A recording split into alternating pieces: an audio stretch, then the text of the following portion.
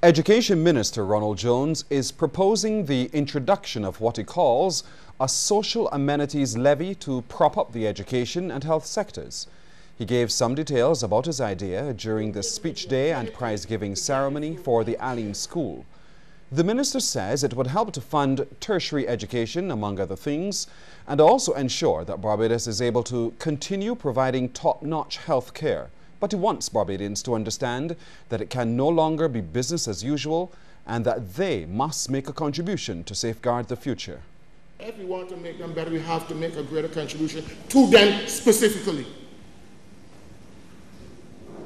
To them specifically. So at some time we might have to ask the people of the country to contribute to what I will call a social amenities levy. If you're able to do that, 1%, 1.5%, 2%, 2% will give us a lot of money. 1% I could be satisfied with. So that everybody who goes and shops or buys would do 1% to a social amenities levy. It will generate $80 million. With specific reference to the tuition fees imposed on students of the University of the West Indies at Cave Hill, the minister admitted that for government, it is still a work in progress. But he says government remains committed to providing education for all. So we're still searching. It is not yet all worked out. Let me be honest with you. It's not yet all worked out. Because we're searching for the most palatable approach so that still the project which was developed so long ago can continue even though with adjustments. Meanwhile, we hear that students at the Allen School are recording better results in the CSEC examinations. There is also a noticeable improvement by the boys. Principal Julia Beckles told those attending the speech day that the overall pass rate for 2013 was 84%, up from 78% in 2012. Excellent results were recorded in agricultural science, EDPM, food and nutrition, home management, history, social studies, Spanish, theatre arts and woods, which all attained 100% passes.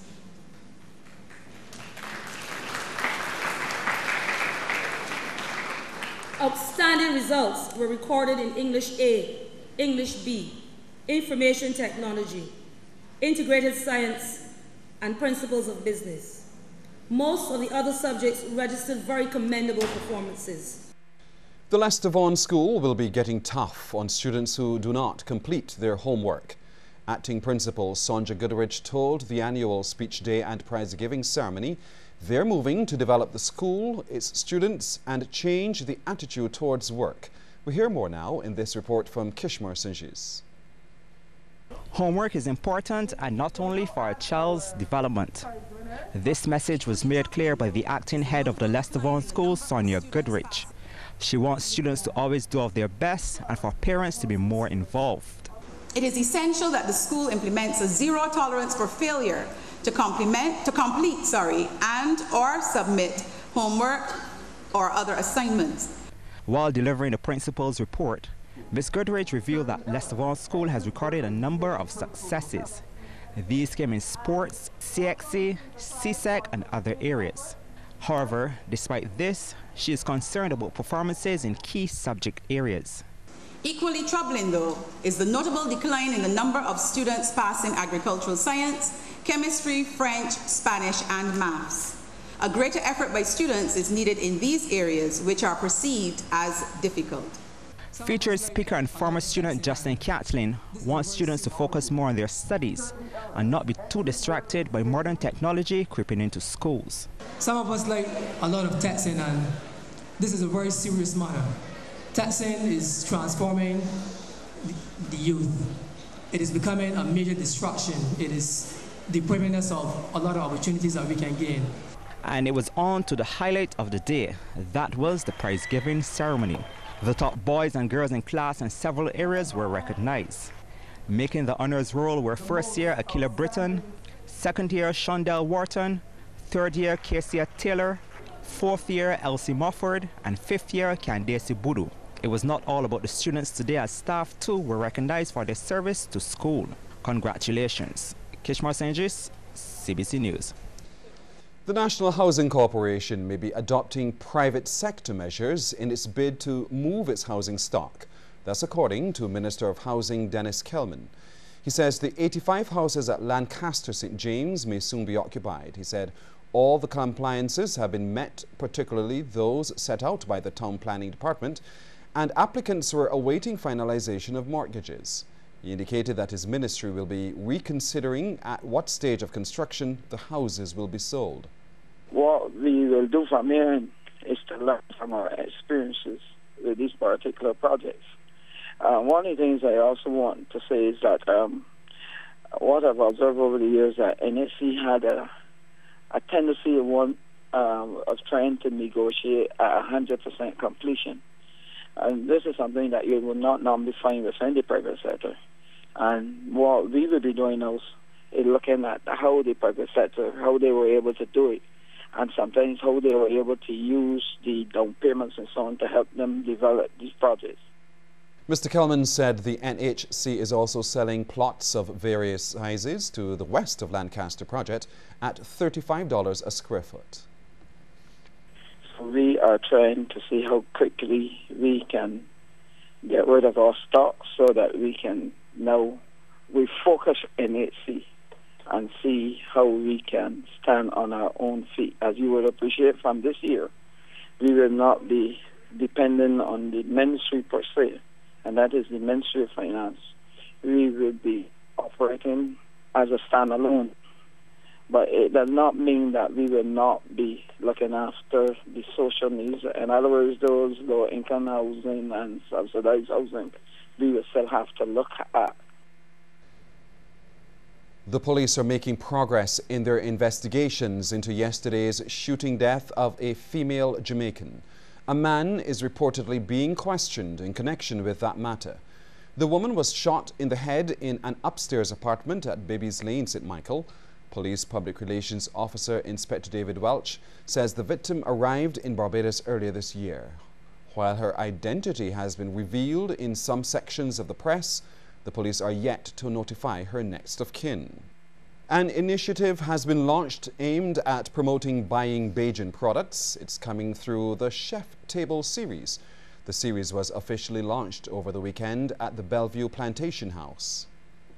The initiative is a partnership between the Barbados Hotel and Tourism Association, Barbados Manufacturers Association, Barbados Agricultural Society, the Ministries of Agriculture and Tourism, and the Caribbean Cooking Channel.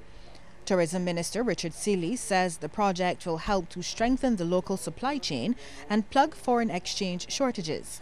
The Chef's Table, which undeniably represents a significant boost for the culinary tourism and agro-tourism, challenges local chefs and bar persons to creatively use local goods and products. It also challenges farmers and agro-processors and manufacturers and suppliers to improve their production and or procurement activities. BHTA President Patricia Afonso Das describes it as an opportunity to take a culinary journey with the chef. The Chef's Table event is an intimate experience which allows the guests to take a culinary journey scripted by the artist, the chef, using local product as the star of the meal, in a production that seeks to highlight and showcase our traditional cuisine, as Michelle said, styled in a gourmet format and at an international standard. Each event will feature displays of food and drink prepared by local mixologists and chefs. President of the BAS, James Paul, says it will also showcase the high quality of local produce. We within the productive sectors must take steps to upgrade our facilities to meet the standards required to expand and further facilitate this feature.